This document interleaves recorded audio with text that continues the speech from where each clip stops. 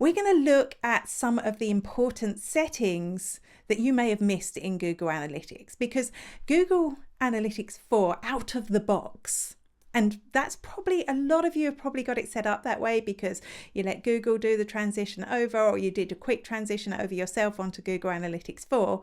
Out of the box, there's some settings that just don't make sense. So I'm going to go through those with you today. We're going to look at those, and some of those you're going to want to fix immediately. Some of them might be for the future. And if you hang on to the end, I want to show you a new Google Analytics feature, but hang in for that one. Let's start with those important settings. Let's move over and have a look at analytics. This is always really weird because my screen's over here, which is why I'm facing this way, but it's weird. But anyway, here we go. Setting number 1. If you go into the admin menu, this is where you find all your settings. I just realized I'm in the wrong account. This is my sandbox account, so I can mess around with the settings here as much as I want without breaking my analytics. So when we go in here, I love the layout now. They've made it a lot more visually appealing than when Google Analytics first came out. And in the middle here, the first and the most important one, and this is the one I'm going to advise all of you to change now. If you go into data retention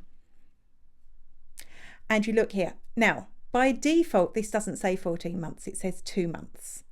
And that's a problem. It's not a problem when you're looking at your standard reports. This has no impact on that. Your standard reports are fine. But when you want to go and do a little bit of a delve, when you want to go and see a little bit more information, you're going to want to create Explore reports. Even if you haven't already, you're going to want to change this here, because when you go to change Explore reports, that's where this comes in.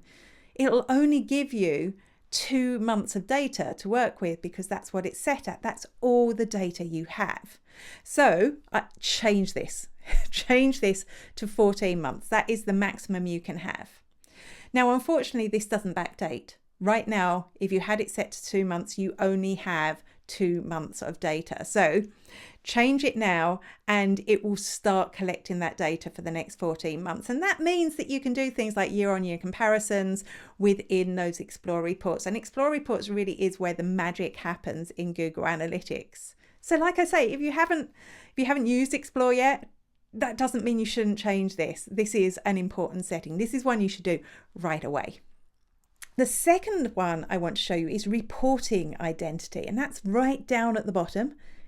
We go into reporting identity here, and by default you'll see it's on blended. That's the way they set it up, and it is kind of cool, right? So this is a way that Google tries to get as much data as possible to show you in the reports, and it does that by bringing together the information that it gets from users through Google Signals and various other things for logged in users, the devices they're using, and AI. It's got AI that will try and fill the gaps for people who are blocking cookies or saying no to cookies in your consent mode. It will try and fill in those gaps and extrapolate on the information it does have to work out what might be going on in your site. It is a phenomenal tool, but there's a problem. The problem is that you need a lot of traffic before it can even start making this. I think Google sometimes assumes we all have massive traffic to our website, but in fact the threshold is so you need like 1,000 events a day over a 28-day period. That is a lot of traffic. Even some of the corporates I've worked with aren't even hitting that. So for us as small businesses with low traffic website, that AI is not applicable at all.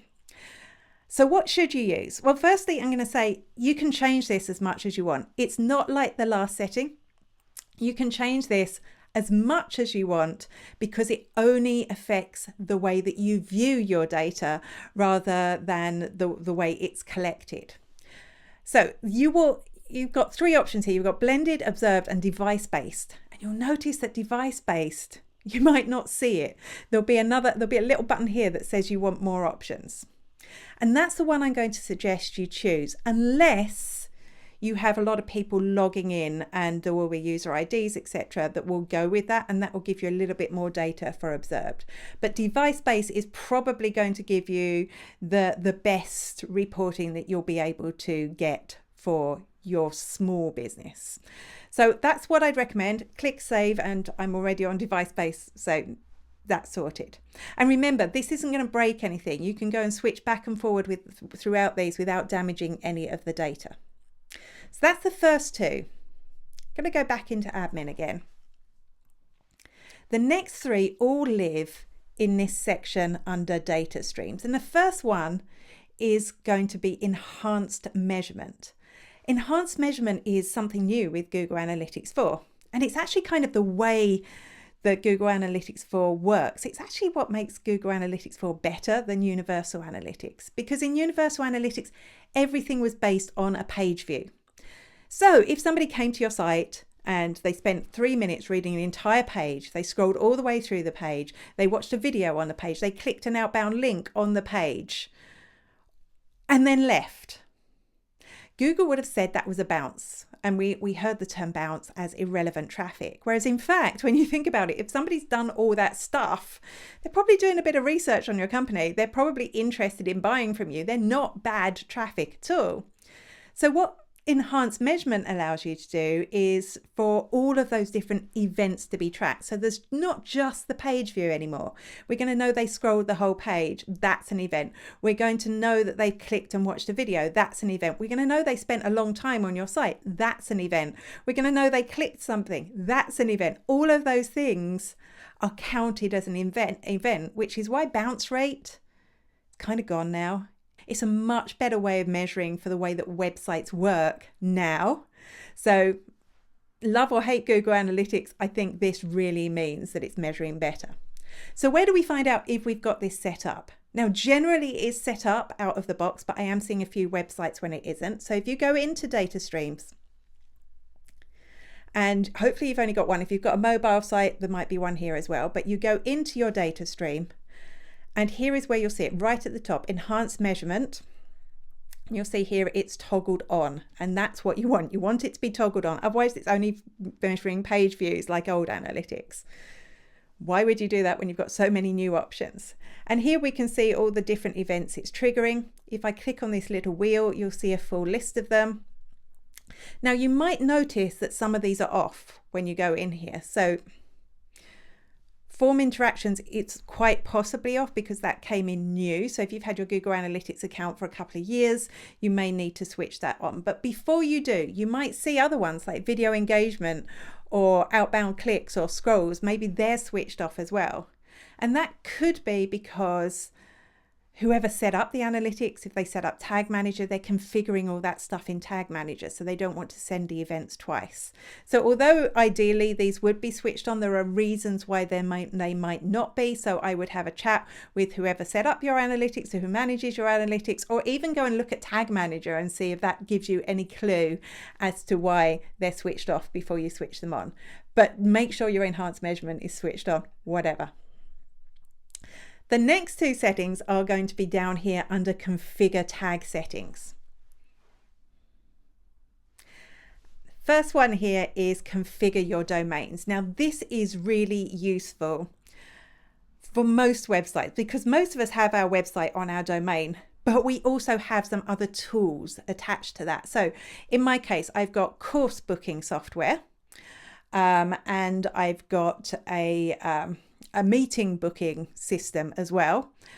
That's the only two I can think of off the top of my head. So both of those have my analytics code on them as well. So that's 3 different parts of my site, but it's all the same site.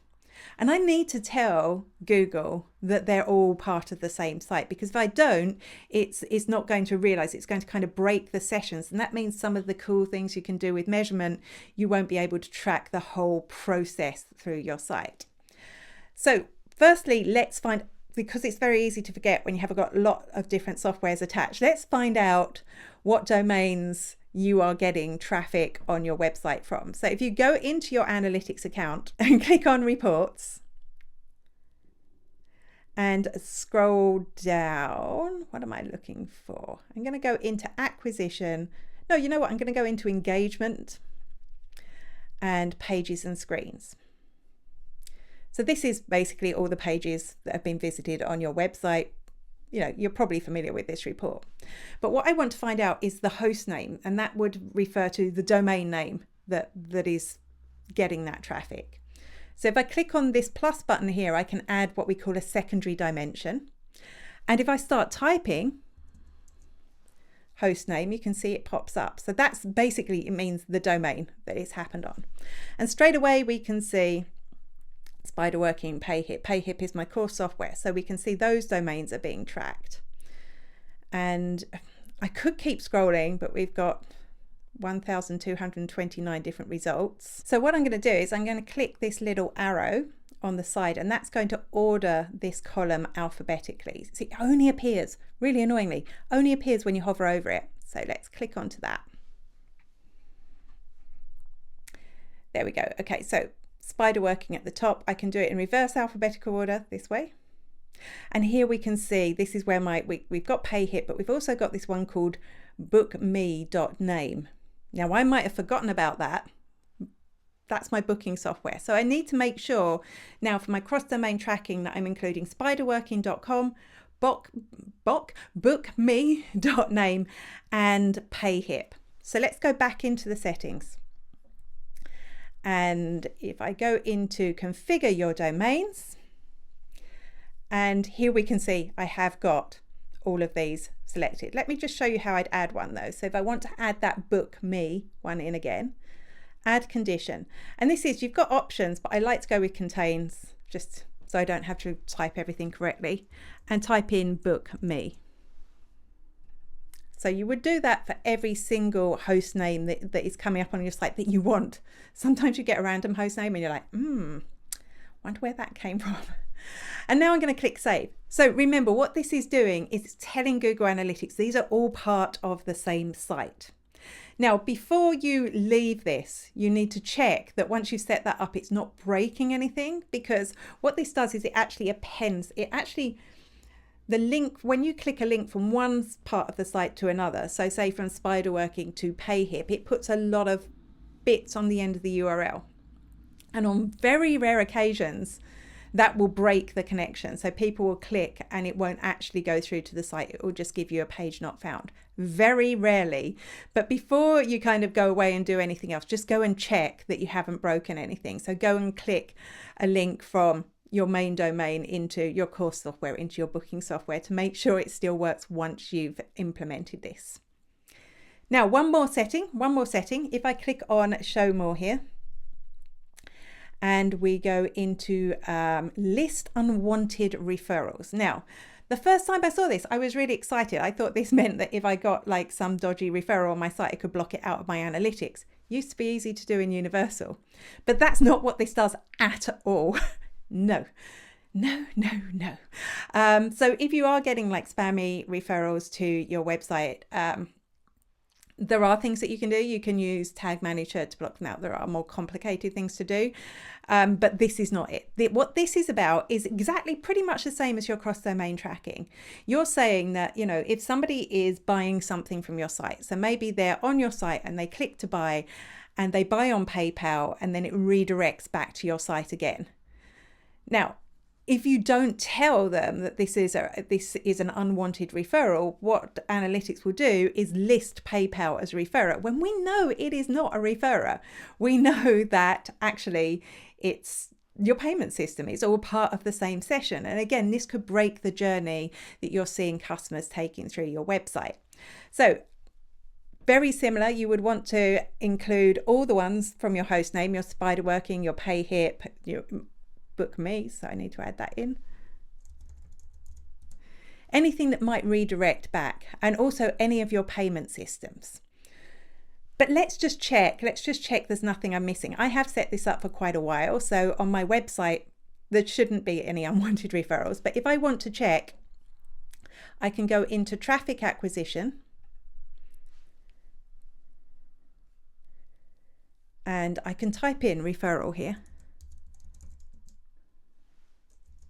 And that would just narrow down this report, what I'm seeing, to referral traffic. 7, Amanda. I'm just going to expand the date range so maybe we can see a little bit more. So we can see, yeah, that's more like it. 780 sessions from referral, but I'm still not seeing the website that they're coming from. So to do that, if I click on the plus button, I can add my secondary dimension again, And this time it's going to be the source medium. So if I start typing that, and we're going for session source medium because this is a traffic acquisition report, not a user acquisition report. And now Google Analytics is showing me anything that has the word referral in. So there is some spammy sites here. Like I say, there's not anything I can do about that. That's not what this is about. But we can see other referrals as well. And if I keep scrolling and if I saw anything like PayPal or Stripe or any of the websites that I actually use here, that would be important. Unfortunately. Well, unfortunately, because I have fixed this already, but unfortunately, I'm not finding anything interesting here. So just check that. Make sure you're telling it to ignore all the referrals that are related to your site and then click on save. So that's the key settings that you need to pay attention to in your Google Analytics. So go and check those out. Of course, there's lots more settings I could be talking about, but I don't want to wreck your head. This is just a short show and a short explanation of those settings.